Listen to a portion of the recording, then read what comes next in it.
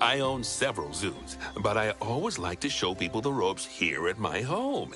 This is the first zoo I ever opened, and a source of great pride for me. And prides, thanks to a lion breeding program we ran in the 80s. But we're in the middle of a big renovation, and that's where you come in. Sadly, our old contractor had to retire after developing a fur allergy. Poor devil kept sneezing his dentures into the lion habitat. So, it's up to you to finish everything off. Don't worry, though. I'm not completely throwing you in at the deep end. My head keeper, Nancy Jones, will be lending a helping hand. Oh, she's a hard worker, and she'll expect you to be too. But I'm sure you'll get along like a house on fire, or even better, one that isn't on fire. Less shouting that way. Hello there. From that rosy, fresh face of yours, I'm guessing you're Bernie's new hire. Good. Now, I hope you're ready to ditch your diploma because we're about to get really hands-on. But before we begin the real work, how about we familiarize you with the zoo by learning how to fly around it and visiting some of our beautiful animals? We'll start by popping over and having a look-see at the grizzly bears in their habitat.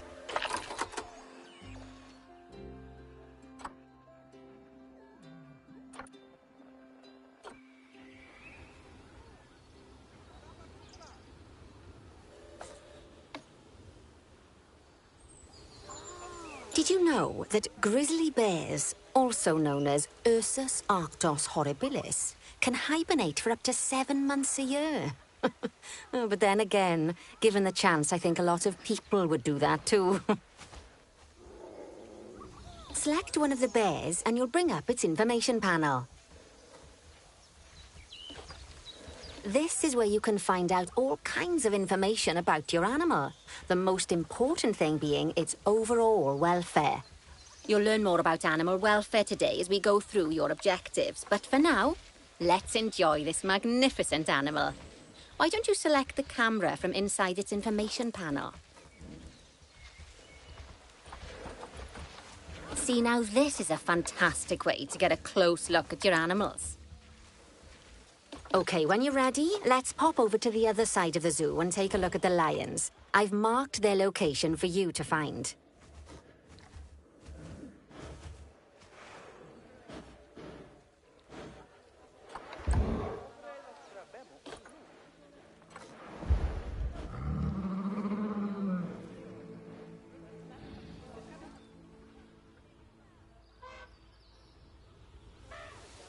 Panthera leo leo, or the West African lion to you and me.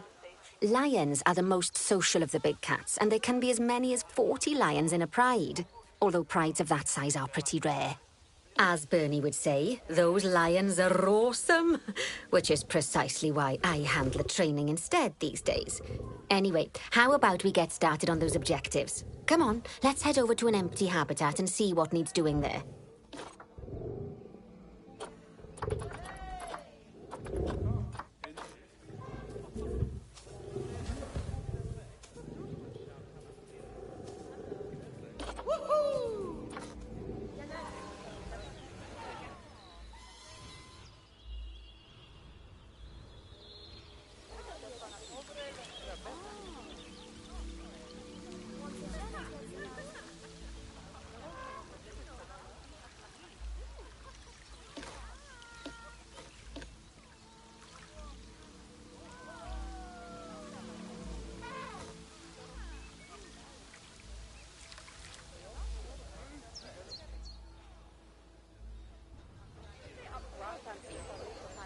As you can see, it's a lovely space for animals, but it's missing a certain something. Well, 2 somethings. Warthogs. So I'd like you to adopt a pair of them. To adopt animals, we need to open the animal market, which is in the animal trading section.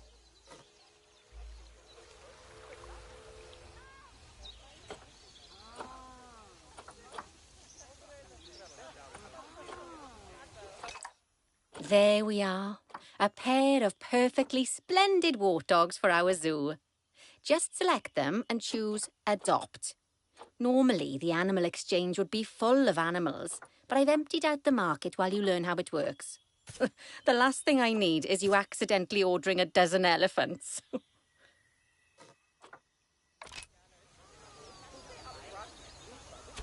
When you adopt an animal, it's automatically placed in the trade centre, where they're held until you're ready to move them into their habitat, which, as it happens, you are. So how about you move them into their new home?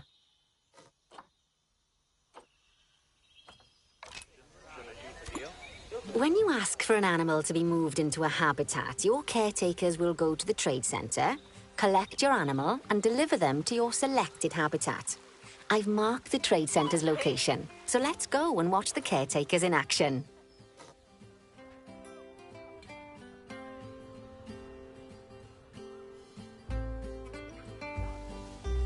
Well, as you can see, those caretakers don't hang about. They'll move those animals to their destination as fast as possible. Of course, normally we'd have to place the animals into quarantine before moving them into a habitat, but I am assured by a person of good standing that these warthogs are in the very rudest of health. Right, let's get the warthog's habitat finished up so we can keep them nice and happy. You see, each animal in the zoo has an overall welfare statistic, basically how happy they are. And that overall welfare statistic is itself comprised of 4 different areas: nutrition, social health, habitat, and enrichment. Luckily, if you select an animal, you'll bring up their animal welfare information panel, which we saw earlier, where you can see how they're doing. That way, you'll know exactly what areas need to be addressed. Don't worry if that's a lot to remember. You can always check the Zoopedia for more information.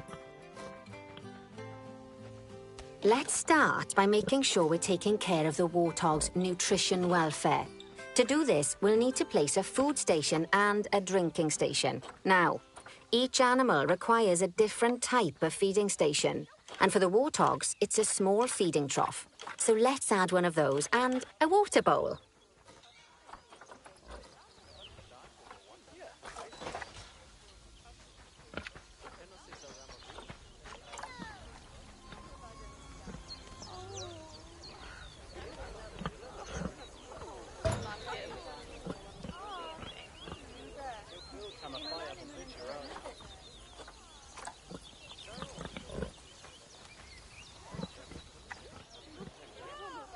Animals also require stimulation to keep them happy. Let's add a lovely mud bath for the warthogs to roll around in. That bath will count towards their enrichment welfare, specifically their toy enrichment welfare. Oh, nice work. You've got a knack for this, I see. Now, our contractor had to leave in a hurry, so this place is in a fair old state. Unfinished thingamajigs and whatsits all over the shop. But the first thing we need to finish is the ostrich habitat. It's over near the hippos.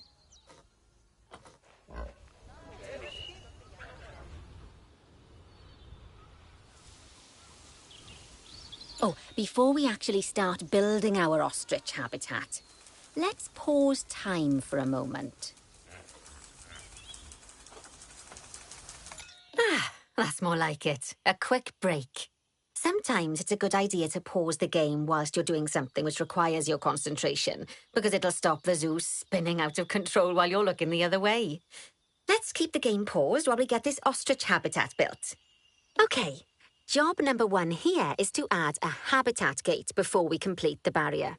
Every habitat needs a habitat gate. After all, how else would the keepers get in and out? Just make sure it's hooked up to the path so the keepers can reach it.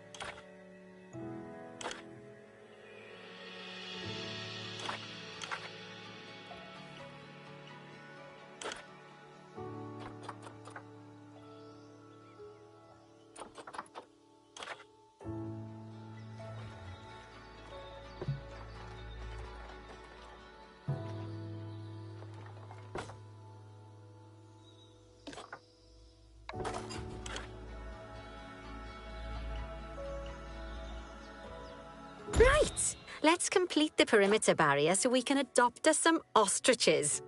I've marked out an area for you to use, so I'd like you to finish off the perimeter using the brick barrier.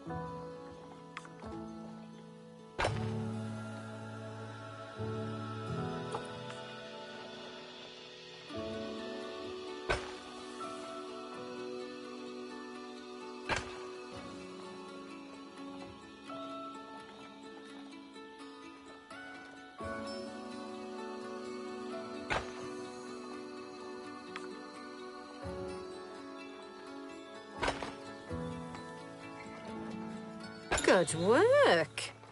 Remember, before you can place animals in any habitat, it has to have a full loop of connected barrier. Now, you've probably noticed that guests can't actually see into this habitat at the moment. At least not without a stepladder. But seeing as they're banned, I'd like you to select a piece of barrier and swap out the brick for a glass barrier, so the guests can see in.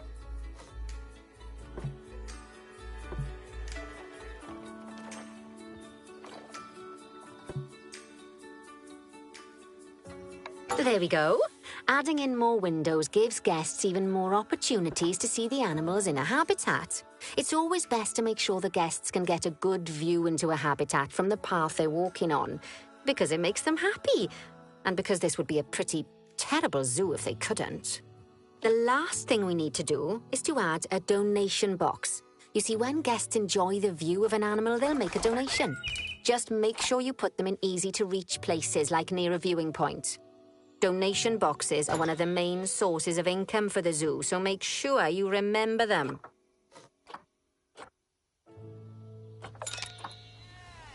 Oh, by the way, as well as pausing time, you can also speed it up. It'll run everything at 2 times and 5 times faster. It can be useful, especially if you're waiting for money to accumulate or for animals to be delivered to your habitat. Personally, I use it when I'm waiting for a brew to finish. All right, you've finished the habitat, so it's high time we adopted those ostriches, don't you think? Let's get 4 of them in here.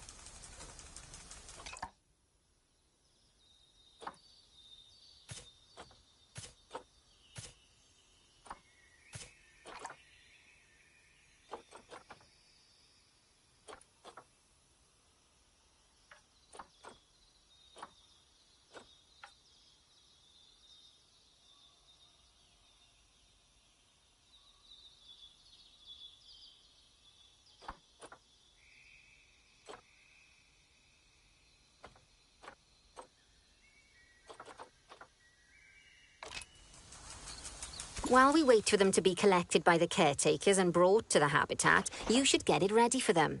Add a suitable feeding station, water station, and an appropriate food enrichment item. It's often best to place things like enrichments and feeding stations near to the habitat perimeter, so guests can get a really good view of the animals.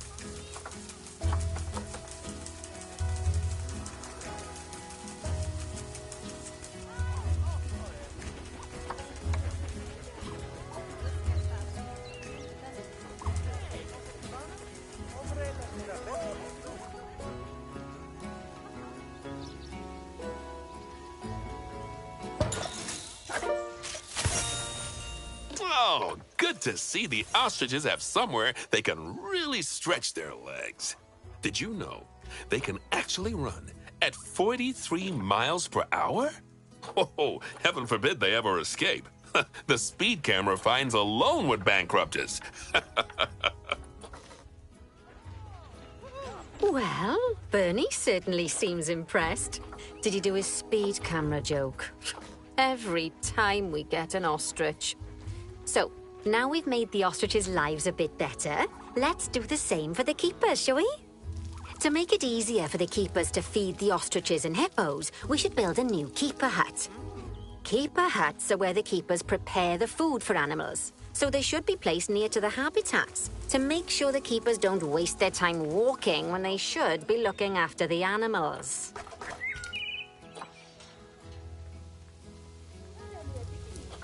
You'll need to rotate the keeper hut to get it to connect up to the path.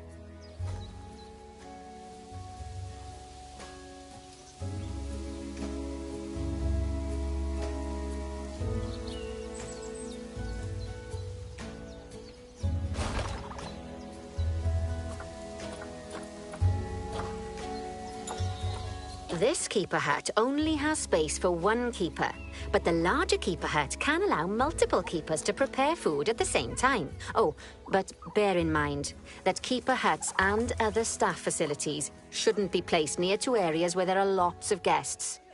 Guests don't like seeing facility buildings, and it can affect their happiness. Negatively. In case that wasn't clear. Something that all facilities, shops, and a whole host of other objects need is power. And that obviously includes your newly built keeper hut. So let's place a transformer next to it, shall we?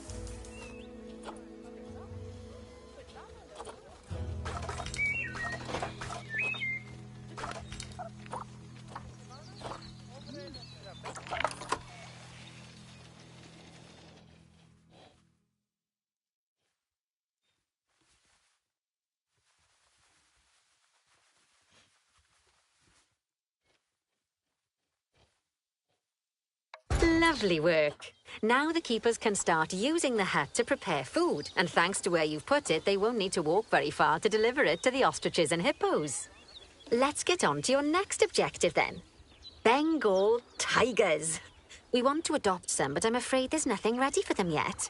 Head on over to the plot of land I've marked out. It's not too far away.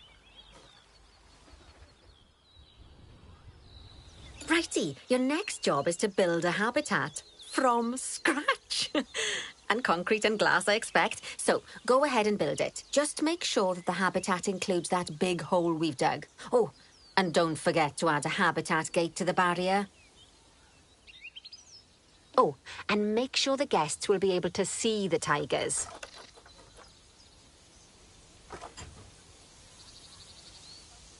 I didn't make all this zoo, this is just a tutorial.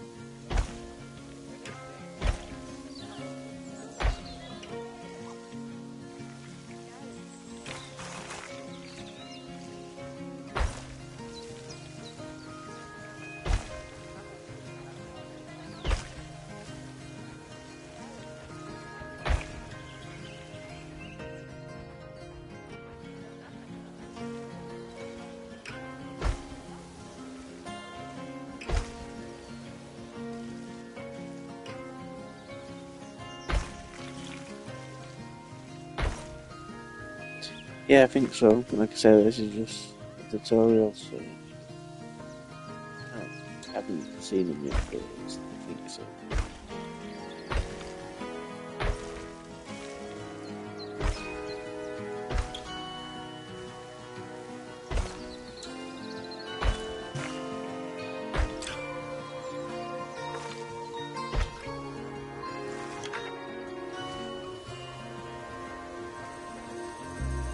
Now, Bernie takes safety very seriously at his zoos, so we should probably make sure those tigers can't jump out of their habitat, don't you think? The way we'll do it is by changing the height of the habitat's barrier.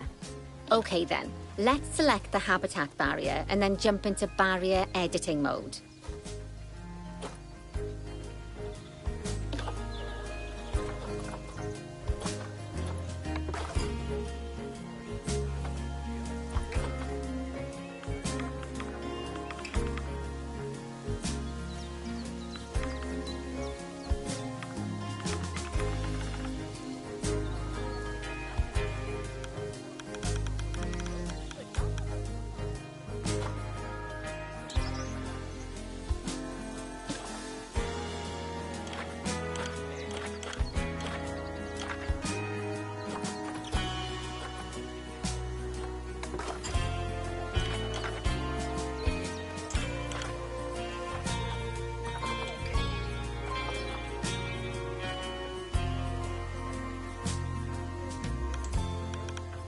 Great!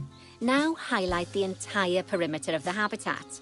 You can do that by selecting fence segments one by one, or select one and hold to use the multi-select mode.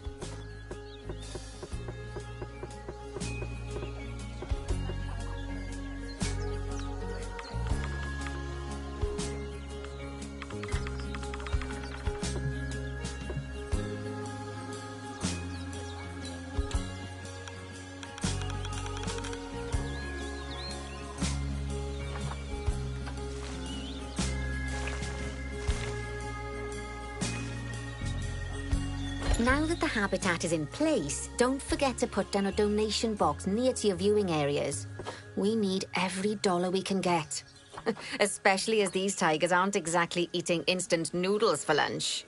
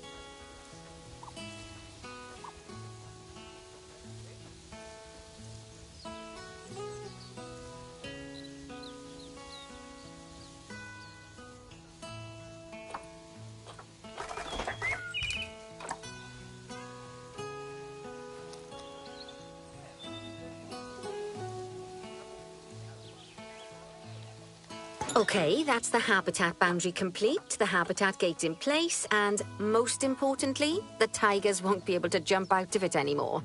I think it's time we adopted those tigers.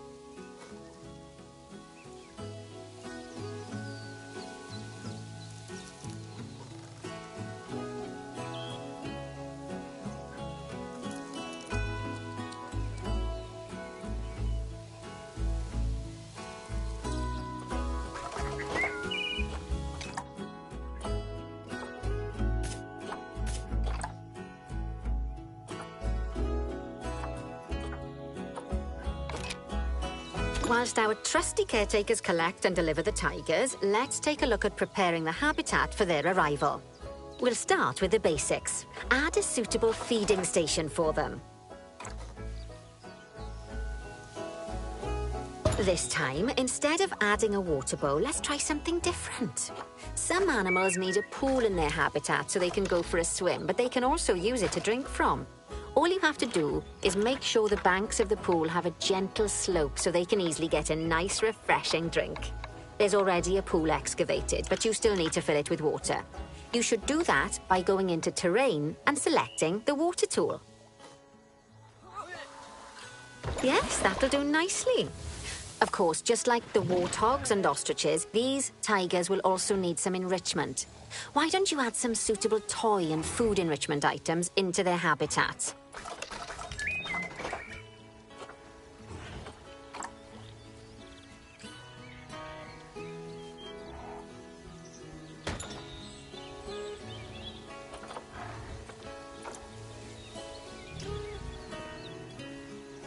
Okay, it's really starting to take shape. Now, the tigers will need a shelter in their habitat so they can hide from the guests, or more likely, the bad weather. Although, given that we're in England, you might want to think of that just as normal weather. Go on, add a shelter to their habitat. You can either build one from various suitable bits and bobs, or if you like, just pop down the blueprint that I've already built for you.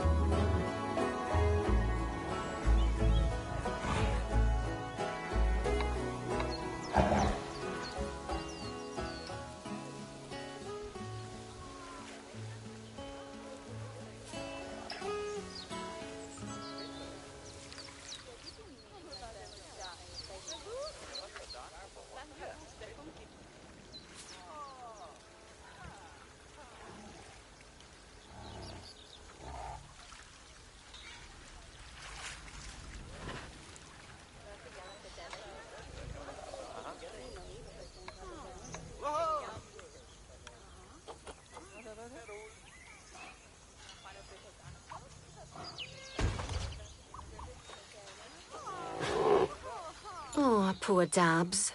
I'm sure it can't have escaped your attention that the tigers look a bit miffed. That's because they aren't too keen on the type of terrain in their habitat. Select a tiger and bring up its information panel. Rightio. Head over to the Terrain tab. That way you can view the terrain information and see how they feel about different types of terrain. That'll tell you what the tigers need more of or less of in this habitat. Okay then, open the terrain editing tool, select painting, and give them some more soil. Yes, that should help with the habitat part of their welfare.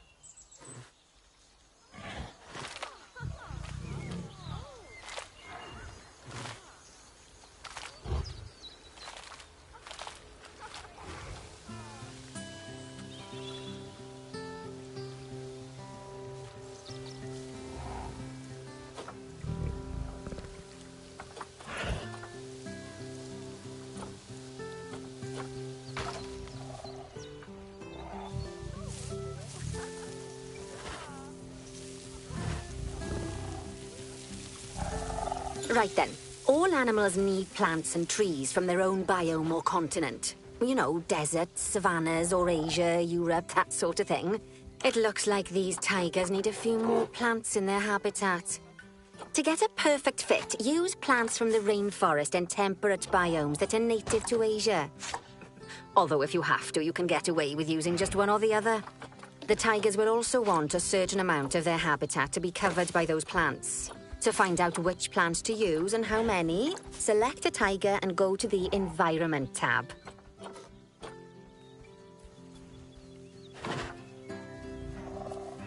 Now, as you can see, some of the plants currently in the habitat aren't quite right for the tiger, like the wattle bushes. You can remove them if you want. You can find all of the plants you need in the nature section, and you can use the filters to only show the types of plants you want to see. In this case, that's plants from the rainforest or temperate biomes.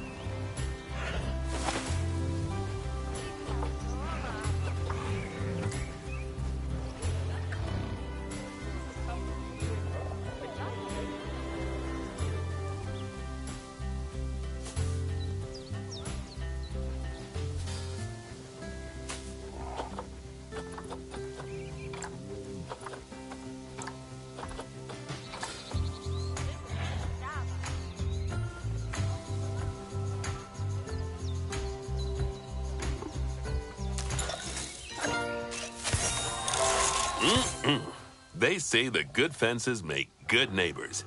I guess that's doubly true when one of the neighbors is a Bengal tiger.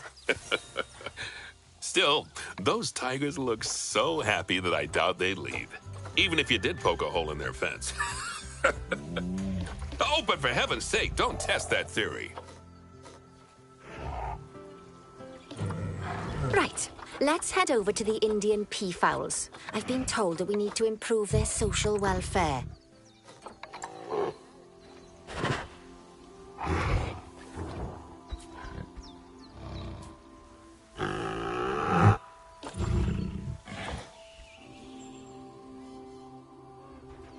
Now then, just find one of the peafowls and select them to open their information panel. Then we can have a good gander at how they're doing. Although technically, I suppose gandering would just be for geese. Expand their social welfare and we can get a bit more detail.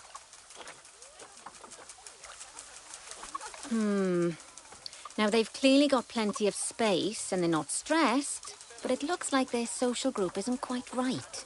So let's find out more. Head over to the social tab to see what's wrong. Right, as you can see, the peafowls need their population to be larger. To solve this little problem, you'll need to adopt 3 more female peafowls. Off you pop to the animal market then.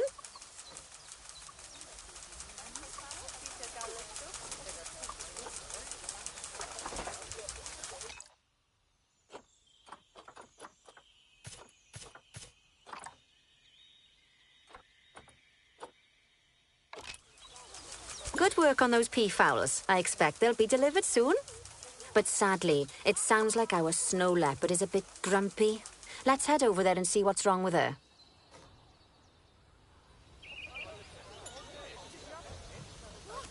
Just like people, animals can suffer from stress if things aren't quite right. You know, like when you see someone put in the milk before the tea bag. In the case of these snow leopards, they're a bit stressed by their lack of privacy. You can lower their stress levels by swapping out the normal glass barrier by their cave for one-way glass. It's not a cheap option, but I think they're worth the expense, don't you? This will give the snow leopards somewhere to go when they want to get away from the prying eyes of the guests.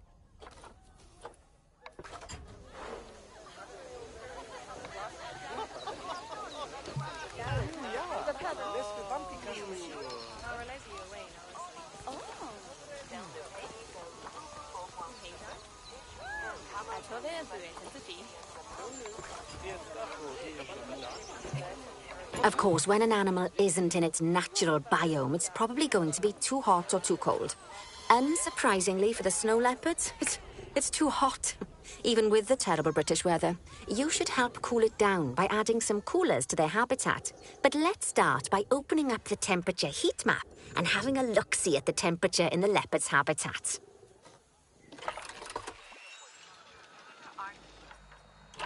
As you can see, we already have one cooler in there. Let's pop some more down and get as much of the habitat as chilly as we can. Luckily for us, this habitat already has power, but you'll need to make sure of that in the future.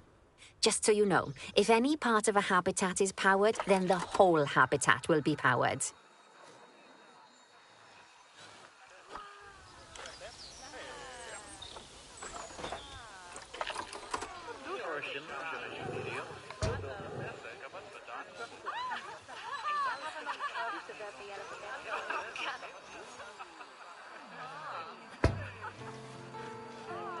You can find heat maps for all sorts of helpful things, so do be sure to explore them and make good use of them. It'll take a little while for the temperature to adjust once you've added coolers or heaters, but now we've got the coolers in, we can address the leopard's terrain welfare. You see, what the leopards really want in here is snow and rock, so let's make that happen.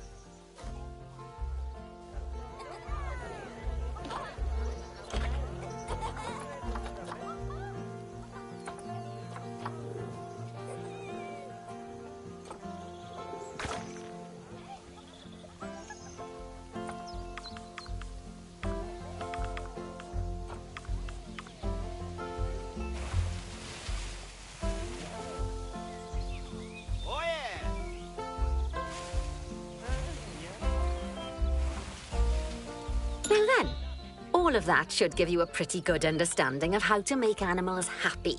So I'd like you to go and check on all the other animals in the zoo and fix up any issues with their habitats. That'll increase the average welfare of the animals across the whole zoo. And that average welfare is a very important statistic. Now, to quickly see how all your animals are doing in the zoo, you should head to the animal section of the zoo management screen.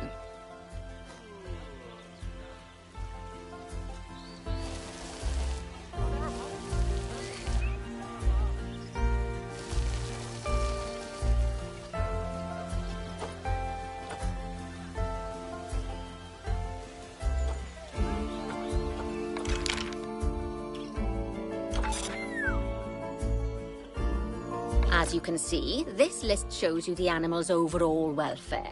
So if something's amiss, then you can quickly pop over to them using the locate tool. Right, I'm off for a cuppa while you make sure all the animals are well looked after.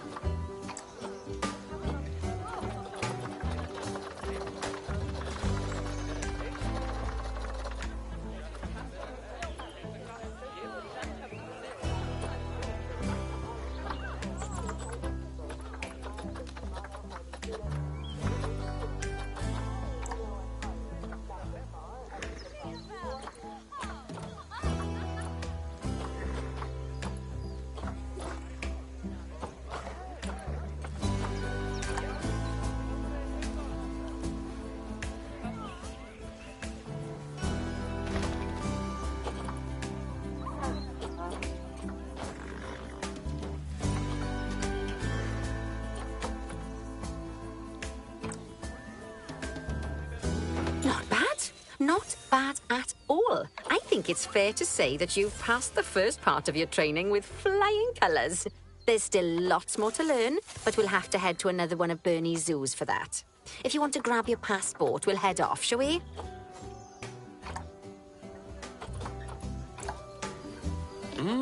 Sounds like you've got the whole zoo purring away nicely. Well, purring, grunting, screaming, booming. All the appropriate noises. I guess I was right to hire you, huh? Don't tell her I told you, but Nancy wasn't sure you'd even last the morning. So, we're happy this is working out. And Nancy owes me a Foxy coffee. As strange as it seems, considering we just met, when I look at you, I feel like you're the child I never had. After the one I did have, obviously. But you see, zookeeping's not for my daughter. Don't get me wrong. Emma absolutely loves animals, but she set her sights somewhat higher. Wants to save the entire planet. I'll just settle for saving a couple of species. Oh, and maybe having a type of frog named after me.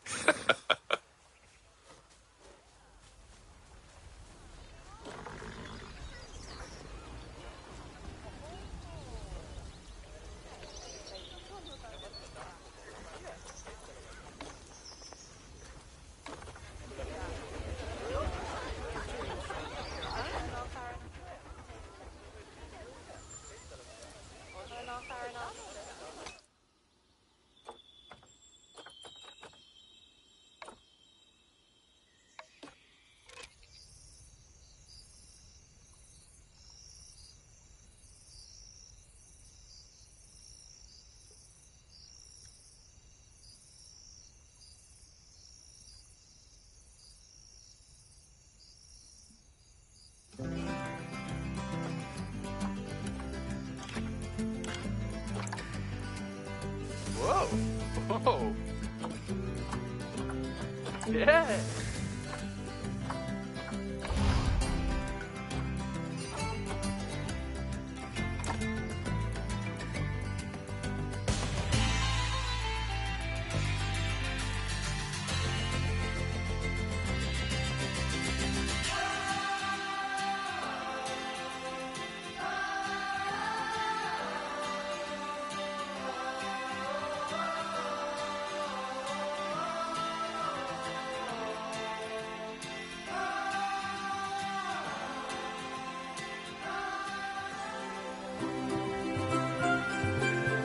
Welcome to Madagascar. It's quite the change of scenery from dreary old England, huh? Apart from the weather, I suppose. They don't call these places rainforests for nothing. The zoo you'll be working in is an ape sanctuary, where we're doing vitally important conservation work. Not just for apes, but for all kinds of species. But apes, well, apes are some of the closest relatives to humans there are. And yet, the way the world treats them is like, well, very much like some of us treat our actual relatives. Anyway, that's why I'm determined that our operation here does some good. If we can all leave some part of the world in a better state than we found it, we'll have lived lives worth living. And speaking of states, I have a horrible feeling I left the house in the right one. When I get back, I expect my life won't be worth living at all.